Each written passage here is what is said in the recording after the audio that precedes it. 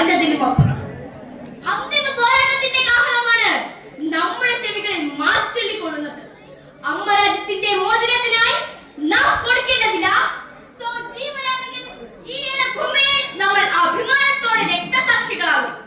നമ്മുടെ ശരീരത്തിൽ നിന്നും ചിതറിത്തെറിക്കുന്ന ഓരോ തുള്ളി രക്തവും നമുക്ക് ശേഷം പോരാട്ടത്തിന്റെ വഴികളിലേക്ക് കുതിച്ചേർന്ന ഓരോ യോദ്ധാവിനും പ്രചോദനമാകും.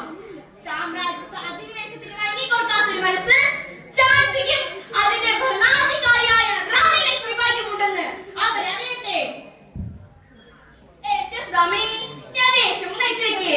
നാടകമായിട്ട് അരമണിക്കൂറായി എല്ലാരും വണ്ടിയിലിരിക്കുക. ഈ ദേഷ്യത്തിലായിരിക്കുമ്പോ എന്താണെന്നറിയില്ല, വല്ലാത്തൊരു ആത്മധൈര്യമാണ്. പക്ഷേ ഈ വേഷം അയച്ചു വെച്ച് പച്ചയായ ജീവിതത്തെ സമീപിക്കാൻ പേടിയാ. എന്താണെന്നറിയില്ല, വല്ലാത്ത പേടിയാ. എന്റെ തമ്പുരാനെ, നമ്മളിവിടുന്ന് ഓടി പോണെന്ന് പറഞ്ഞാൽ നമ്മളെങ്ങോട്ട് പോവാനാ? എന്റെ സ്വാമി, നീ എന്താ ഒന്നും വേണ്ടാതെ നോക്കി നിൽക്കുന്നേ? നാലാളോട് വർത്തമാനം പറയണ ശീലമുള്ളവളല്ലേ നീ? നാടകത്തിലൊക്കെ ജയത്തിന്റെ വേഷം കിട്ടുമ്പോൾ കരുത്തോടൊപ്പം സ്വാമി. ഇന്നലെ വരെ ഒരു കുടുംബത്തിന്റെ പ്രാരംഭം അകറ്റുവാനാണ് ഇസ്ലാമിന് ജീവിച്ചിരുന്നെങ്കിൽ ഇന്നിതാ ഒരു കൂട്ടം കുടുംബങ്ങളുടെ സമരമുഖം എനിക്ക് മുമ്പിൽ തുറന്നിടുന്നു.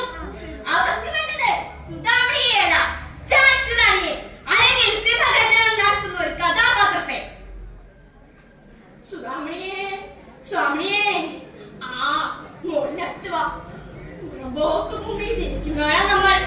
അറിയാണ്ട് കുട്ടിക്ക് ഇപ്പൊ അതും നഷ്ടപ്പെടാൻ പോകുന്ന കേട്ടു. മോളുടെ നേതൃത്വത്തിൽ ആളൊക്കെ സമരത്തിലാന്ന് കേട്ടല്ലോ. പണ്ട് ഈ അച്ഛനും ഒരുപാട് സമരങ്ങളിൽ പങ്കെടുത്തവരാ. അവസാനം കിടപ്പാൻ വെട്ടി തെരുവിലിറങ്ങേണ്ടി വന്നാൽ ഈ അച്ഛൻ മോൾക്കൊരു ബാധ്യതയാകും. അതുകൊണ്ട്